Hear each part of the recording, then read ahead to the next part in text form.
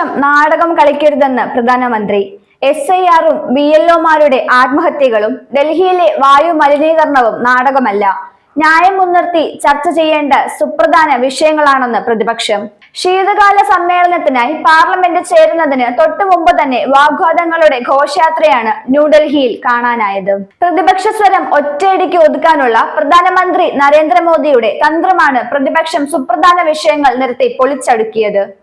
പാർലമെന്റിന്റെ ശീതകാല സമ്മേളനം ആരംഭിക്കാൻ മണിക്കൂറുകൾ മാത്രം ശേഷിക്കെ പ്രധാനമന്ത്രി നരേന്ദ്രമോദിയും കോൺഗ്രസ് ജനറൽ സെക്രട്ടറി പ്രിയങ്ക ഗാന്ധി വദ്രയും തമ്മിലുള്ള വാക്പോർ കടുത്ത രാഷ്ട്രീയ ചർച്ചയായി മാറിയിരിക്കുന്നു. പാർലമെന്റ് നാടകങ്ങൾക്കുള്ള വേദിയല്ലെന്ന പ്രധാനമന്ത്രിയുടെ പരാമർശങ്ങൾക്ക് ശക്തമായ മറുപടിയായാണ് വയനാട് MP-യായ പ്രിയങ്ക ഗാന്ധി രംഗത്ത് വന്നത്. സ്പെഷ്യൽ ഇന്റൻസീവ് റിവിഷൻ അഥവാ SIR, ഡൽഹിയിലെ ഗുരുതരമായ വായു മലിനീകരണം, തെരഞ്ഞെടുപ്പ് ക്രമീകരണങ്ങളിലെ അപാകതകൾ തുടങ്ങിയ കാര്യങ്ങൾ പാർലമെന്റിൽ ഉന്നയിക്കുന്നത് നാടകം ആവുന്നതെങ്ങനെയെന്ന ചോദ്യം പ്രിയങ്ക ഉന്നയിച്ചു.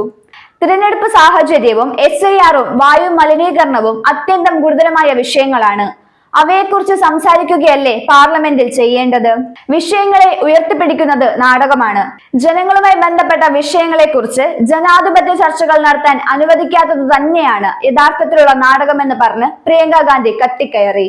കഴിഞ്ഞ 10 വർഷമായി പ്രതിപക്ഷം കളിച്ചുകൊണ്ടിരിക്കുന്ന ഈ നാടകം ജനങ്ങൾ ഇനി അംഗീകരിക്കില്ല. പ്രതിപക്ഷ കക്ഷികൾ തന്ത്രം മാറ്റണം. വേണമെങ്കിൽ കുറച്ച് നിർദ്ദേശങ്ങൾ ഞാൻ നൽകാനും തയ്യാറാണ് പ്രധാനമന്ത്രി കളിയാക്കി. നയരൂപീകരണത്തിനാണ് പാർലമെന്റിൽ മുൻഗണന നൽകേണ്ടതെന്നും മുദ്രാവാക്യങ്ങൾക്കും നാടകത്തിനും ഇവിടെ ഇടമില്ലെന്നും അദ്ദേഹം ആവർത്തിച്ചു. ആദ്യമായി തിരഞ്ഞെടുക്കപ്പെട്ട MP-മാർക്ക് സംസാരിക്കാനുള്ള അവസരം ലഭിക്കാതെ പോകുന്നതിൽ അദ്ദേഹം ആശങ്കയും രേഖപ്പെടുത്തി. സാധാരണയായി നടപടികൾ തടസ്സപ്പെടുത്തുന്നതാണ് പ്രതിപക്ഷത്തിന്റെ രീതി എന്ന പ്രധാനമന്ത്രിയുടെ ആരോപണം പ്രിയങ്ക പാടെ തള്ളിക്കളഞ്ഞു.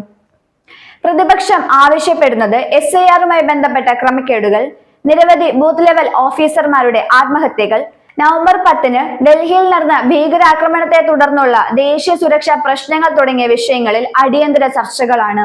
അതിനിടെ ഇത്തവണത്തെ ശീതകാല സമ്മേളനം സാധാരണ 20 ദിവസത്തിന് പകരം വെറും 15 ദിവസങ്ങളായി ചുരുക്കിയതും വലിയ വിമർശനങ്ങൾക്ക് വഴിവെച്ചിരിക്കുകയാണ്.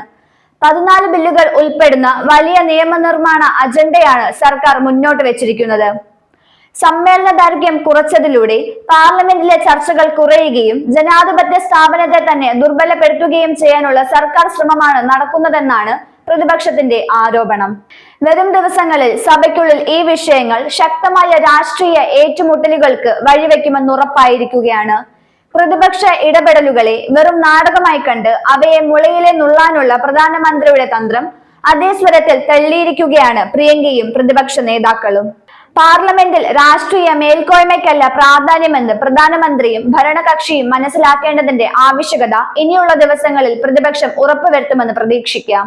പൊതുജനങ്ങൾക്ക് പ്രാധാന്യമുള്ള ചോദ്യങ്ങൾക്ക് മറുപടി പ്രതീക്ഷിക്കുന്ന സമയം കൂടിയാണിത്. പാർലമെന്റ് ക്രിയാത്മകമായ സംവാദങ്ങളുടെ വേദിയാകുമോ അതോ വെറും വാഗ്വാദങ്ങളുടെ അരങ്ങായി മാറുമോ എന്നാണിപ്പോൾ രാജ്യം ഉറ്റുനോക്കുന്നത്. ക്രിയാത്മകമായ സംവാദങ്ങൾ ഉറപ്പാക്കേണ്ടത് ഭരണകക്ഷിയുടെയും അതിനുള്ള വേദി ഒരുക്കേണ്ടത് പ്രതിപക്ഷത്തിന്റെയും കടമയാണ്. ശീതകാല സമ്മേളനം അങ്ങനെ തന്നെയാകുമെന്ന് പ്രതീക്ഷിക്കാം.